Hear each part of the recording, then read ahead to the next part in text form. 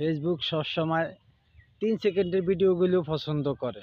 যেমন টিকটকে 15 সেকেন্ডের ভিতরের ভিডিওগুলো পছন্দ করে।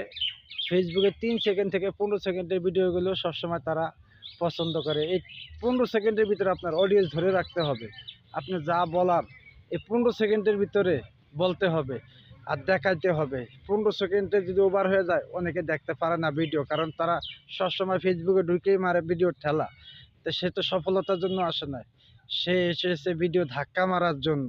সে কি দেখবে আর সে কিসের কন্টিনিউটার হবে, সে কিসের ক্যাটাগরি ঠিক রাখবে, কিসের ভিডিও বানাবে?